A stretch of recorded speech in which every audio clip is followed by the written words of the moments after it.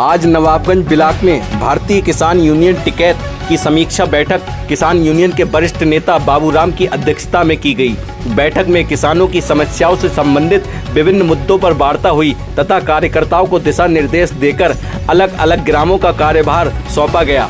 बैठक में पहुंचे किसान यूनियन टिकैत के जिला अध्यक्ष चौधरी सोमवीर सिंह ने विभिन्न मुद्दों को लेकर सरकार पर निशाना साधा तथा हरियाणा की बेटी मनीषा के साथ हुई बर्बरता पूर्ण घटना का घोर निंदा की और कहा मनीषा को न्याय दिलाने के लिए पूरा संगठन परिवार के साथ खड़ा है, हर तरह से संघर्ष करने को तैयार है। बैठक में महासचिव चौधरी सत्येंद्र सिंह, जिला प्रभारी चंद्र प्रकाश उर्फ पप्पू, तहसील अध्यक्ष फतेहचंद, संयोजक हरदेव सिंह रंधावा, जिला उपाध्यक्ष हीरालाल गंगवार, राम रतन लाल गंगवार, ब्लॉक अध्यक्ष हीरालाल, ब्लॉक अध्यक्ष खेमकरण उर्फ पंडा जी, मीडिया प्रभारी मनोज गंगवार, हरिशंकर गंगवार, तुलाराम, हीरालाल, जोरावर, कुशदेव समेत कई दर्जन किसान कार्यकर्ता मौजूद रहे।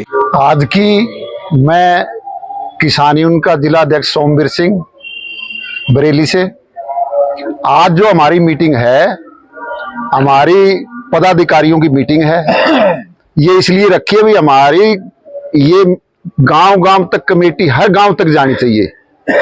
जैसे हमारे जिला की होती है, फिर हमारी तहसील की कमेटी होती है, उसके बाद ब्लॉक की होती है, उसके बाद न्याय पंचायत और उसके बाद ग्राम की होती है।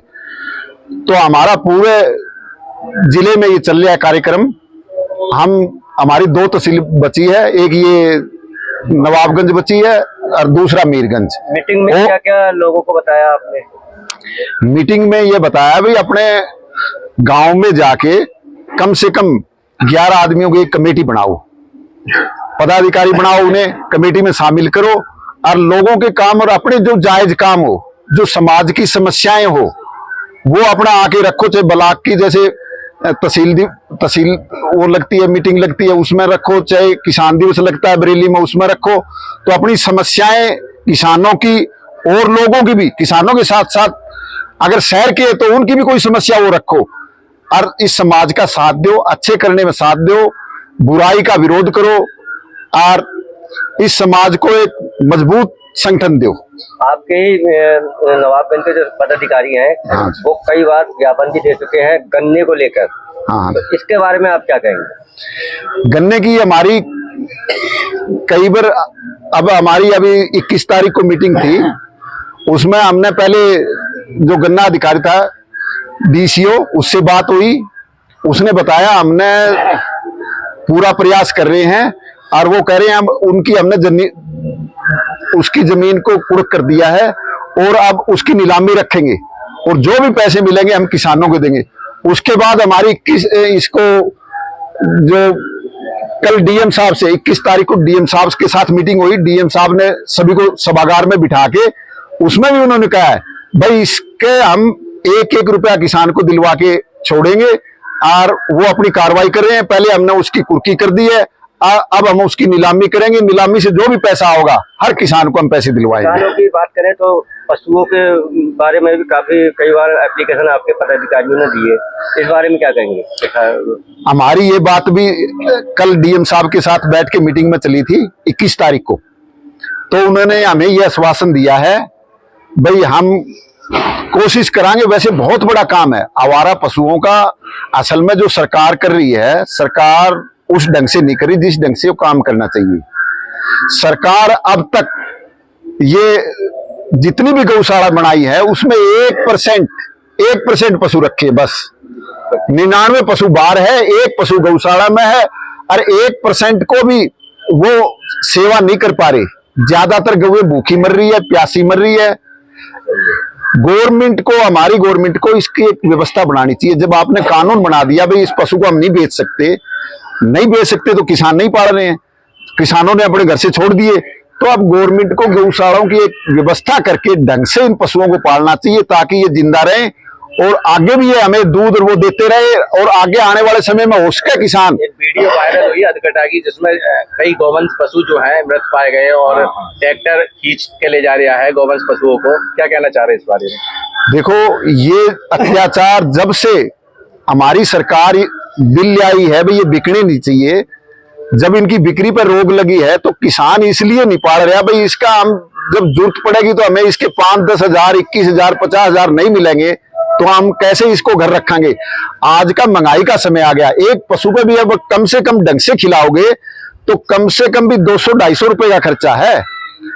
तो अब ये जो सरकार की गलती से अत्याचार हो रहा है पशुओं पे, चाहे वो कहीं सड़क पर एक्सीडेंट होके मर रहे हो या कहीं तार से कट के मर रहे हो, जहां भी, या भूखे मर रहे हो, अब इसकी व्यवस्था गवर्नमेंट को करनी चाहिए। गवर्नमेंट इनकी जिम्मेवार है और कोई इनका जिम्मेवार नहीं है। अच्छा, किसानों की प्रमुख समस्याएं क्या है जो आपके पास आती है और किस तरीके से उनका निदान करते हैं आप?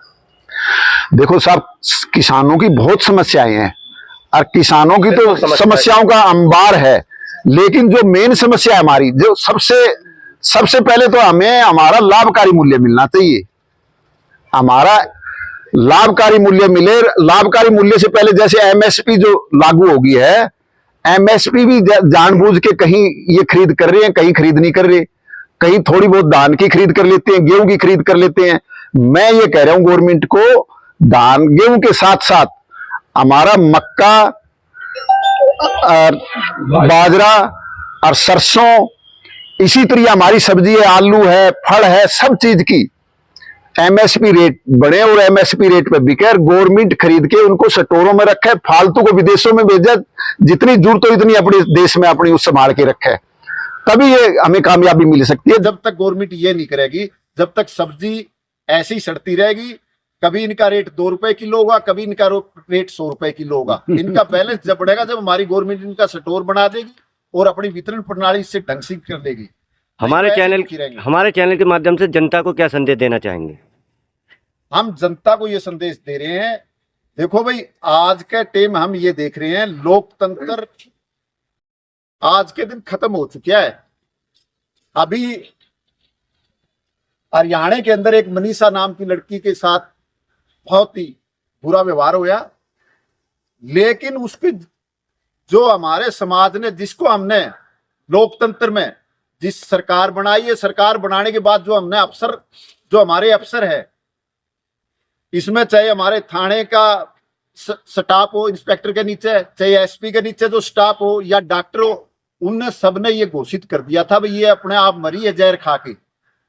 ये किसी ने मारी नहीं है, लेकिन उसकी आंखें नहीं है, आंखें निकाल ली है, उसका गला सब काट के पीछे से सिर्फ 1 इंच गला बचा है, 5 कम से कम भी 30 सेंटीमीटर गला उसका कट चुका है, उसकी सब सामान निकाल दिया। एक बात बताओ, और उसमें उसका झूठा वो बना दिया था भाई इसने ये पत्थर अपना आप लिखा है, अपना सुसाइड करे है, अपना आप जैसे मरता है ना आदमी।